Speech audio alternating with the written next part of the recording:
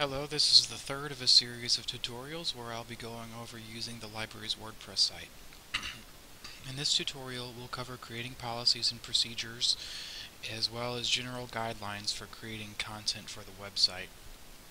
To start, go to the library's WordPress site at library.sbuniv.edu, scroll to the bottom of the page, and click the Employee Login link. Log in, and in the sidebar, we are going to create a new procedure, so go to add new procedure. Creating a policy or a procedure is functionally identical, they just appear in different locations on our website. There are other content types in WordPress that some of you who will be administering the website have access to, such as pages, and making a page is going to be pretty much identical to this process, so it should apply just as much. So to start off, you are going to create a name for your procedure. So let's just call this my example procedure.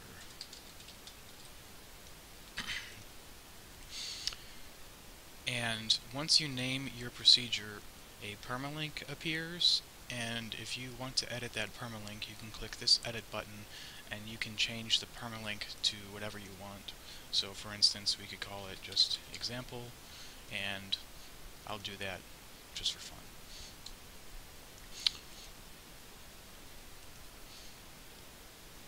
So next we create the content for our page, and that is what this large box here in the middle of the page is. Just about everything that you're going to be doing takes place in this box.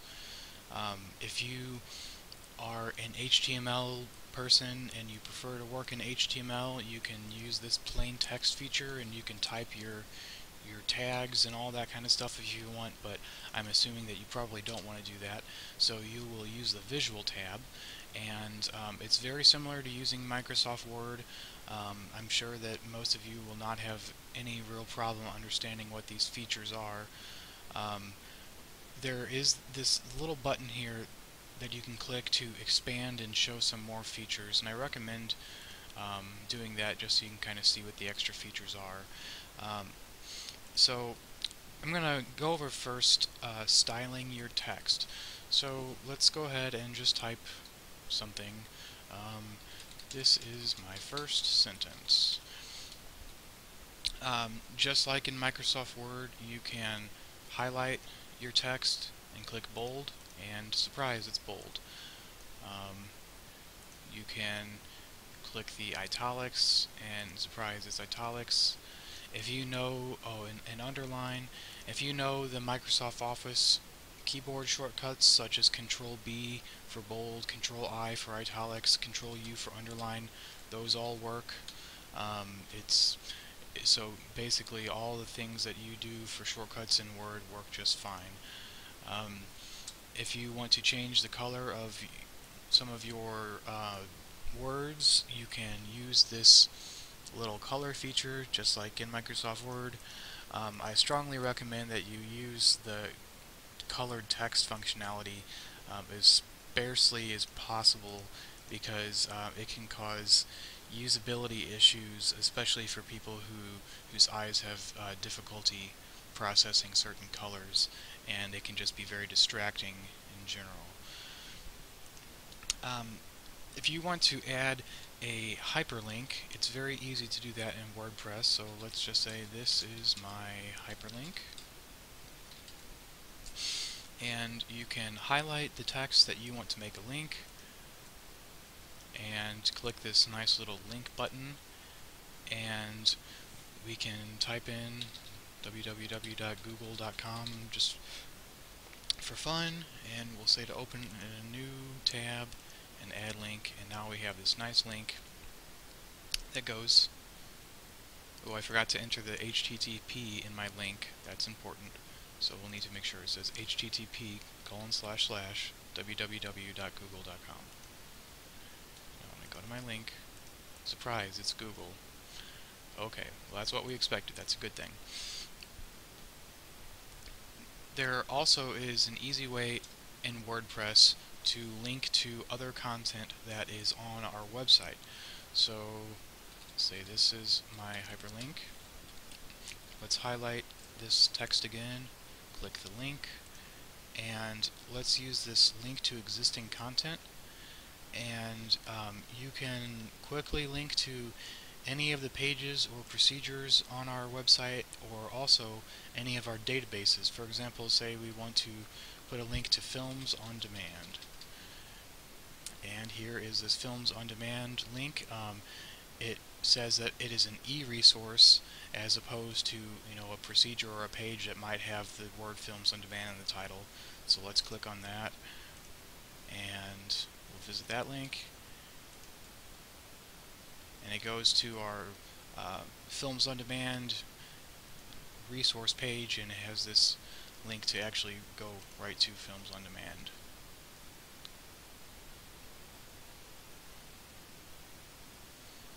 And Films on Demand is a little slow, so I'll move on.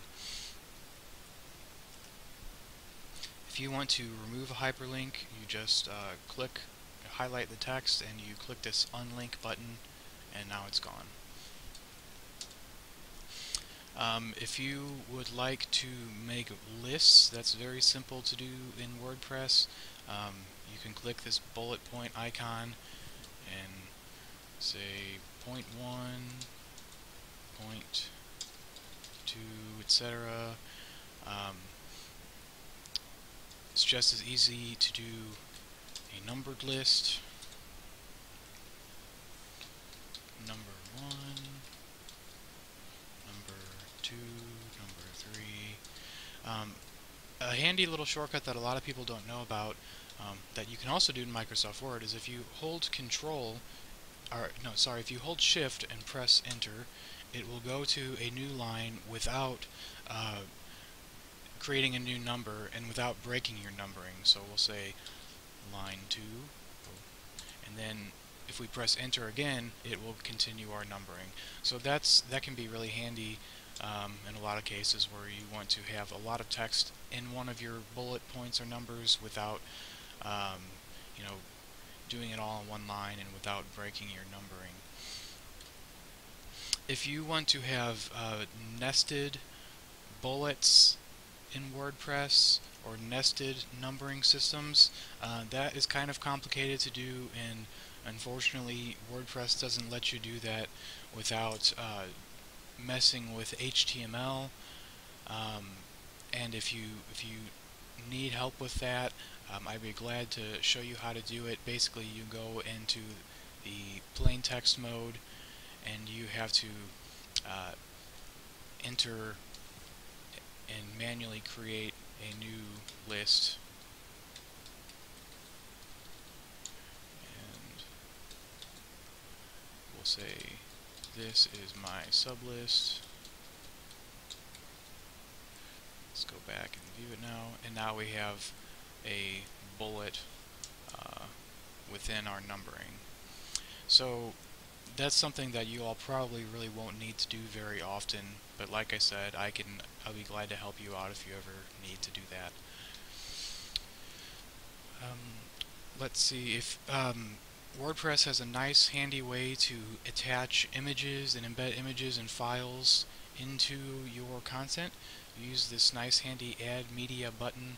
I think that there is an update coming to WordPress in the next several weeks that is going to slightly rearrange where this button appears and how it looks, but the process is still going to be identical, and I'm sure you folks are going to be capable of handling that difference. So let's click on Add Media, and it's going it's going to add the media wherever our cursor is, so make sure your cursor is in the right place first.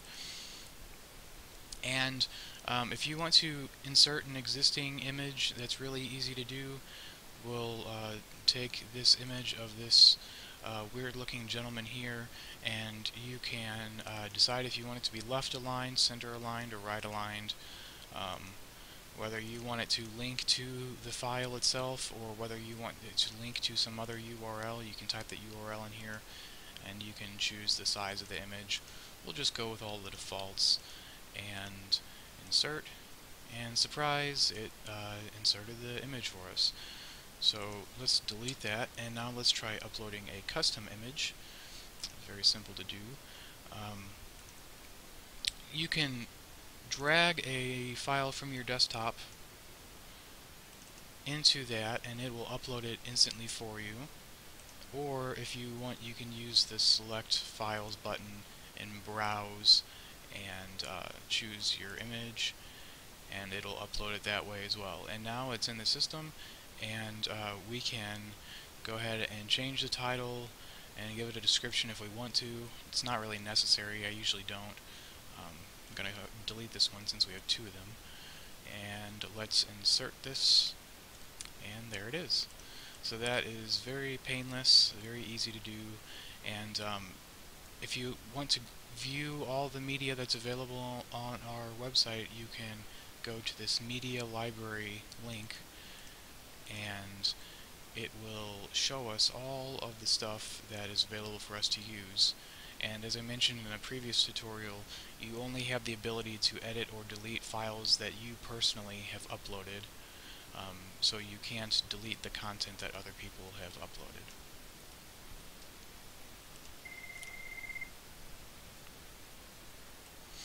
Sorry about that, I had to take a phone call, and I am back after that interruption. So we just finished talking about uploading and inserting images, and the last thing that I wanted to talk about as far as how you can add content to your procedure is by adding headings. In a lot of cases, you will want to break your procedure or your policy or your page into different sections. So we'll do, as an example, we'll say section 1 is some stuff, section 2, this is some stuff. Okay, so usually when people want to designate that something is a section, they will either they'll do a lot of things. They'll make it bold sometimes, they will underline it sometimes, they will make the font size larger sometimes. We want to be consistent, so what we are going to do is we are going to select our text, click this little drop down here, and we are going to choose heading 2, and that will make it larger. There are a couple other benefits to it as well. When you use these pre-listed headings up here, the site administrator can control how they look on a site-wide level, and to make sure that everything is consistent and looks professional and high quality. And also, as you will see in a few minutes once we publish this document, we are using a plugin on our WordPress site that automatically generates a table of contents based on the use of these headings in our document. And if you need to have a subheading beneath your heading, so let's call this subheading 1, subheading 2, you will use heading 3. And if you want to make a subheading, you can highlight it and use heading 4. And there are actually 6 headings like this, so you can drill down pretty far with your number of headings. Probably wouldn't go more than 2 or 3 levels just because it gets confusing at that point to readers, but that is the preferred way for you to generate headings and divide up your document in WordPress. So the last thing for us to do when we create our document is to categorize it. When you make a policy or a procedure on our WordPress site, this department field will be available for you to select, and you have to select one for it. If you're making a page or other types of content, this field is not available for you to select. So let's just call this one Electronic Resources and Acquisitions, just for fun. And then we are going to click Publish, and there we go. So it is published. There are going to be a few ways to get to it. We can click View Procedure, and it will show us what